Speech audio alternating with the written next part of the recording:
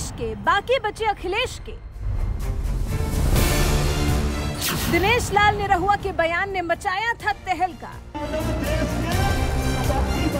आखिर बीजेपी सांसद निरहुआ ने क्यों दिया था ये बयान? आज खुद निरहुआ ने बता दी बयान की पूरी सच्चाई।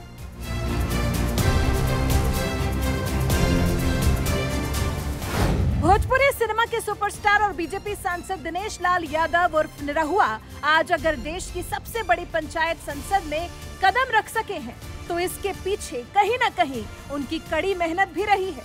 नहीं तो जिस आजमगढ़ लोकसभा सीट से कभी समाजवादी पार्टी के कद्दावर नेता मुलायम सिंह यादव सांसद रहे हों और फिर उनके बाद सपाई मुखिया अखिलेश यादव भी सांसद रहे हों, उस सीट पर मुलायम परिवार के धर्मेंद्र यादव को हराना कोई छोटी बात नहीं है।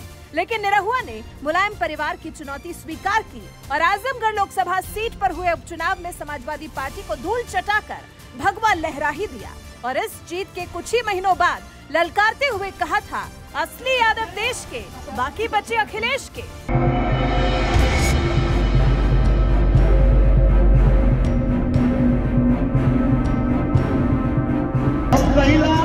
असली यादव देश के, बाकी बचे अखिलेश।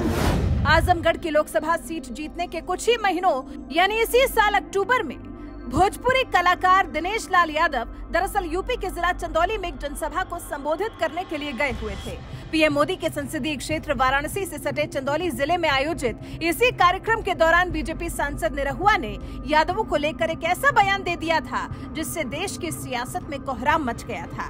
खुद यादव बिरादरी से आने वाले बीजेपी सांसद दिनेश लाल यादव निरहुआ ने सीधे अखिलेश यादव को निशाने पर लेते हुए कह दिया था कि असली यादव देश के, बाकी बचे अखिलेश के। आपने सही उदाहरण पेश किया है। हम कहिला असली यादव देश के, बाकी बचे अखिलेश।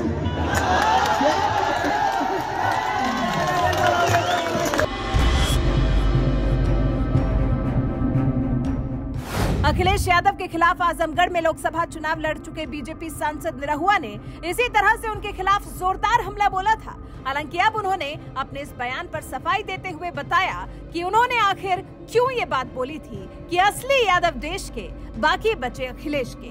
न्यूज चैनल आज तक के एजेंडा आज तक कार्यक्रम में बीजेपी सांसद दिनेश लाल यादव ने इस बयान से जुड़ा किस्सा सुनाते हुए बताया, मैं एक बार मंच पर था, वहाँ एक बुजुर्ग महिला मेरे पास आकर बैठ गई। मुझसे उन्होंने कहा कि यहाँ एक दबंग आदमी है जिसने 3000 पेंशन के देकर मुझसे पूरा खेत लिखवा लिया। इस पर मैंने कहा कि यहाँ जो मनबड़ लोग हैं, जो बूथ कैप्चरिंग करते थे, फर्जी वोटिंग करते थे और जनता जिसे चाहती थी उसे चुनने नहीं देते थे। बीजेपी सांसद निरहुआ ने ये किस्सा सुनाने के बाद कहा, मैंने ये नारा इसलिए दिया था कि मैं जहां तक यादवों को जानता हूं वो देश और देश की उपलब्धि के साथ खड़े होते हैं। मेरा मानना है कि जो देश के साथ खड़ा है वो असली यादव है और जो देश के खिलाफ है वो नकली यादव है।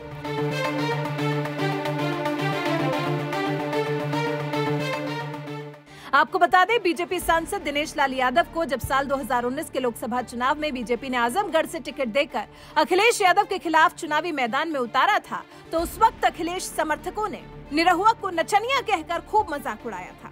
लेकिन वो शायद ये भूल गए थे कि यही नचनिया एक दिन मुलायम परिवार के धर्मेंद्र यादव को धूल चटाकर सपाईगढ़ आजमगढ़ में भगवा लहराएगा। और इस बात के लिए अखिलेश समर्थकों को 5 साल का इंतजार भी नहीं करना पड़ा और 3 साल बाद ही उसी आजमगढ़ में निरहुआ ने सपा उम्मीदवार और अखिलेश के चचेरे भाई को हरा दिया।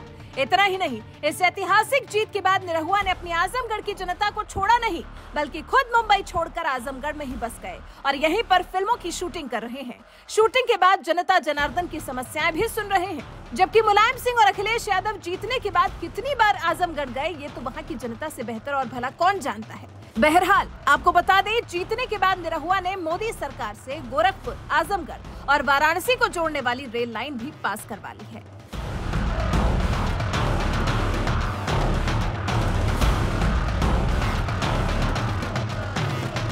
हम कहिला असली यादव देश के, बाकी बचे अखिलेश।